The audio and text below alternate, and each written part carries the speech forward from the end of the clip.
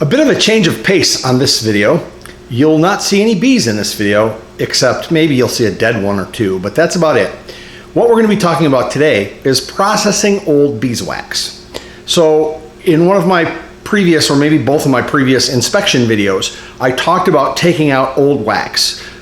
Toxins, environmental toxins, pesticides, herbicides, any number of things that the bees encounter out in the larger world, they will take back into the hive with them. And many of those things end up embedded in the wax in the honeycomb. And the longer it sits there and the more those toxins build up, the more toxic it becomes for your bees. So it's important every few years, anywhere from 3 to 6, depending on who you talk to, it's important to take out old wax, and you can reuse the frames. You want to get most of the wax off the frame, but then you can put those frames back in and the bees can reuse them. Because I'm fully foundationless, for me, the process is simple. I basically just get in with a serrated knife and I cut around the edge of the frame, and I'll demonstrate that here shortly. But once you get that out, then you can melt it down and process it and use it for other things. So if you're just getting into beekeeping and you've never done this before, this might be helpful for you. Or if you've been in beekeeping for a while and you have gotten to the point where you've got lots of old wax and you don't know what to do with it, this is exactly the video for you. So I'll go through the whole process, and then if you have any questions, you certainly can post them down in the comments, and I'll get back to you. All right, so let's get started.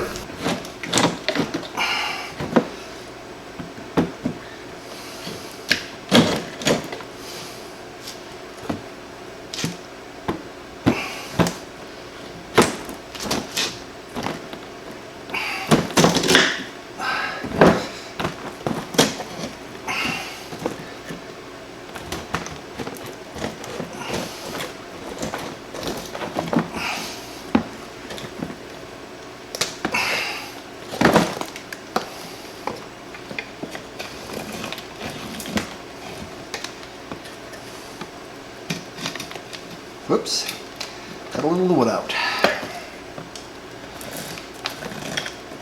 There we go. So here we have 2 totes with wax that I've cut out of frames already. The tote on the left is beeswax from frames that I felt were fairly empty. They might have had some old dried out pollen in them, maybe an occasional cell with capped honey in it, but for the most part it was empty. It came from the brood chamber, which is why it's so dark brown. And that, by the way, that dark brown color, that shows you the dirt, the toxins and whatnot that they've brought back into the hive. So I separate it out that way because there's less work that's need to be done with it when it's what I call dry comb. On the right side, this is comb that had lots of I wouldn't say honey. It was, I mean, I guess strictly speaking it's honey, but mostly what was in there was feed that we'd fed into hives. You'll notice there's some lighter colored wax in here. The reason why I took some of this out, some of it actually broke out under the weight of what they had put in it, and then it actually came out of a hive that died out over the winter, and the comb and all of the feed that was in the comb was still in the frames. When we unpack the frames and put them in a tote, when there's no bees in the hive, the wax tends to become brittle because of the fact that it doesn't have their body heat to keep it soft and supple. So moving these frames around in the totes, a number of them that weren't particularly well connected to the frame broke out of the frame. That's one of the disadvantages, frankly, of foundationless is all that weight, not 8 or 9 pounds of feed in that frame. The honeycomb isn't really well connected to the frame. It can break out. So that's why that is so much wetter. And so this will actually need to be washed before I process. The dark brown stuff here that's dry does not need to be washed before starting the processing. And by washed, what I do is I will cut up the honeycomb that has all of this food in it, and I'll try to get as much of that to drip out, and I'll actually strain it as if I was processing honey. And the reason being is most of that has been partially dried by the bees when it was put in there. And so it's actually still good food. And so I will actually feed this back to my bees. My first word of caution to you is that if you're going to be processing your own wax, you need to have a place where you can do it, where if you spill a little wax or spatter a little wax, that it's not going to be a big deal. The first time I did this, I did it in the kitchen, and we were scraping up wax, dried wax, solidified wax off of our counter for the next week or so. And my wife basically said, yeah, let's not do this again. So I went and got this Induction cook surface, and I went looking at the local thrift store, Goodwill store, and they didn't have anything, so I ended up buying this new. So that's really the only new piece of equipment I'm going to show you right now. All the rest of the stuff was either bought at the thrift store, the Goodwill store, or I had old pots and pans that were kicking around. So first, what we have here on the inductive cook surface is the pot where we actually process the wax. So let me show you what it looks like inside there. So what you're seeing right there is boiling. Oh, you can see there's a dead bee floating in there. Maybe you can see that. But that's actually boiling now. Notice that I have the temperature. One of the things I like about this inductive cook surface is I can set the temperature. You'll notice that it's boiling at 195. The reason why it's boiling is because the boiling point of beeswax is lower than the boiling point of water. So you start out with a couple of inches of water on the bottom of the pot. You heat that up, and then you put the beeswax that you're going to process on top of it, and then it melts, and this is what you end up with. At this point, I typically turn the temperature down. So that keeps it warm, which will keep it liquid, but then it'll stop boiling. I would imagine that when it's boiling, just like with water, some of the beeswax is probably evaporating into the air, so I've probably got some beeswax that I'm breathing in, which is, it's not poisonous or anything. You can eat it, so no big deal. Anyhow, so now what I will do is I will get ready to filter that. Now you'll notice that pot to the right of the pot where I've got the melted beeswax, that is the pot that I will be pouring it into.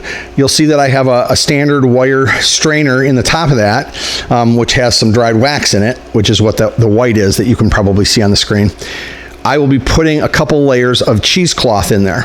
And then when we pour the wax water mixture out of the main pot into that pot, any large pieces, that dead bee that you maybe saw floating in there, any pieces of wood that came off of one of the frames, any other large pieces of refuse that are in the hive or that were in this comb when I melted it, that'll end up getting caught by the cheesecloth. And then that'll go into this pot.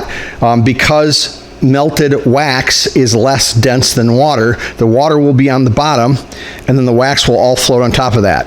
And then I'll just let that sit, and it'll harden as it cools, and I'll show you that when we get to that point. This part of the process is even too messy for the garage, so I come outside when I'm going to pour out the melted wax into the cheesecloth. So if you spill any or it spatters or whatever, you don't end up having beeswax stuck to your garage floor. So and I haven't brought the pot out yet because you want to keep it on the heat until you're ready to start pouring, because it'll actually start cooling as soon as you start pouring it. The cheesecloth is very porous, but very quickly it'll start to get clogged up with what I'm pouring into it. So let's do that. So now that it's stopped boiling, you can actually see most of the wax is now right on the surface. Below that, you can see a layer of debris, including a few dead bees, and then below that is the water. So we're going to pour that. Oh, and also, like I mentioned, I don't use anything new when I'm working on this. This is my stirring tool of choice, an old garden trowel that we had laying around the house. It works pretty well, but it'll never go back into the garden again because it's constantly coated with wax like it is now.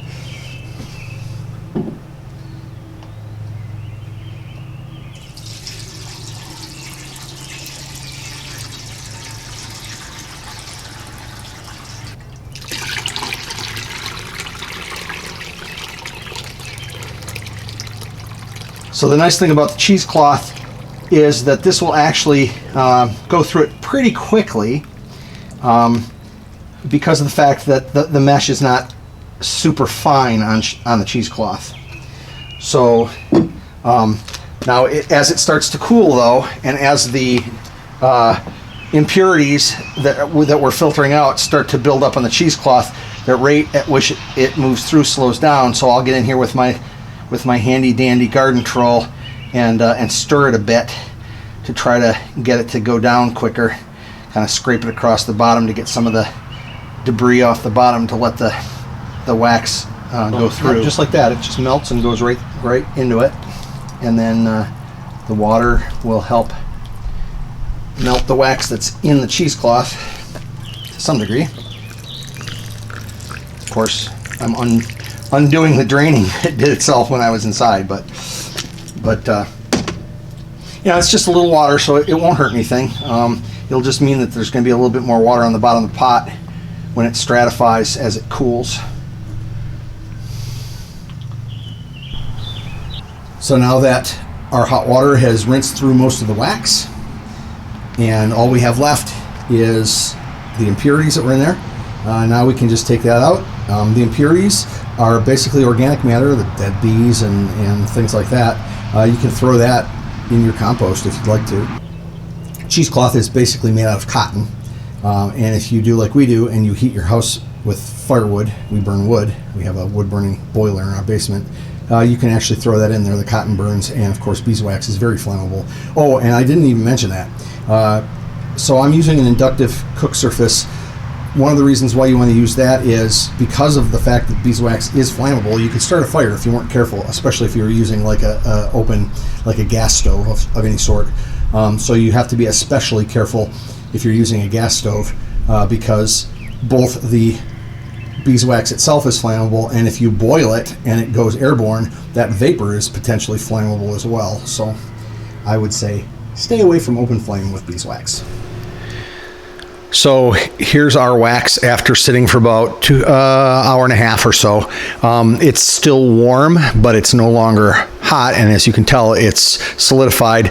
It's broken up because I was trying to get some of the water out of the pot. So normally what you'll end up with is just a solid disc of cooled and solidified wax. But you can see how light this is after filtering it. It's really pure stuff. Notice on the bottom that it's kind of rough.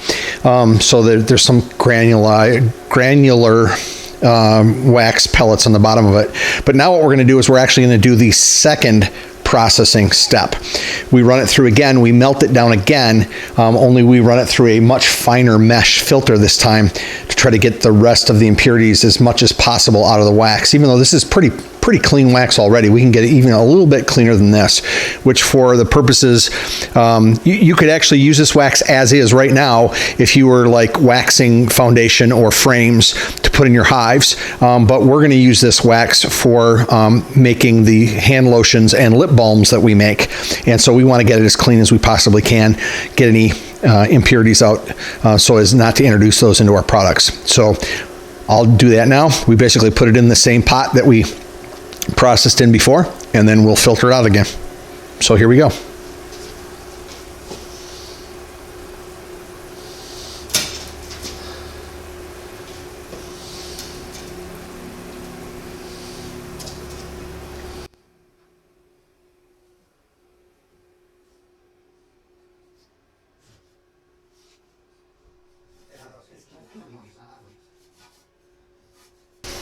And you'll see that I'm not reusing this water because much of the dirt that came out of the wax ended up in the water. So we want to get that filtered out of this before we put it in for the second process. So in short order, our wax is melted and ready for its second filtering. So you'll notice that I have fabric put into the same pot that I had it in before, only this is a much finer mesh. And you might recognize the band around the edge of that. Yes, these are some old Fruit of the Loom briefs that the elastic played out and wasn't any good anymore. Turns out that is exactly the perfect mesh for filtering impurities out of liquid beeswax. So that's what we use. Just like with the cheesecloth, you can't you could try to reuse it, but trying to get it cleaned up enough to reuse it is almost impossible. Here's an example from last year's. It's hard as a rock. And I actually ran boiling hot water through this, and it's still this hard. So trying to reuse it is almost impossible. You know, I guess if you put enough time and energy into it, you could do it, but I don't have that much time or that much energy, so I don't. Well, I don't know how well this will show up on the camera, but there's some impurities floating on the surface of the wax now that you know, was in what melted. It also probably doesn't help that I put this in the same pot without cleaning it first. Oftentimes I will actually just pour some hot water in and get rid of it as much as I can. But that's nowhere near as many impurities as there was before, so just pouring it through the repurposed Fruit of the Looms should take care of it for us.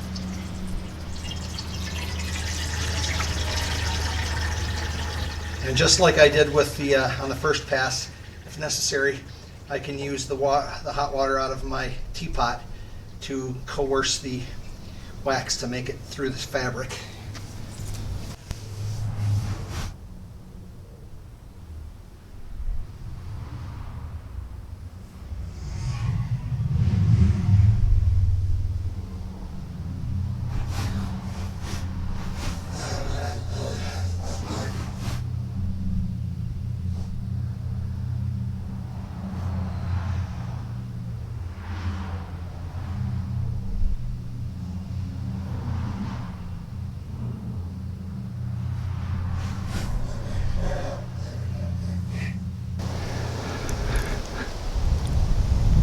Another advantage of using my inductive hot plate to process my beeswax is I can use, on a hot sunny day like today, the electricity coming from my 6 kilowatt solar array. So there's that. In order to move things along, I put this in the refrigerator, and it has now solidified.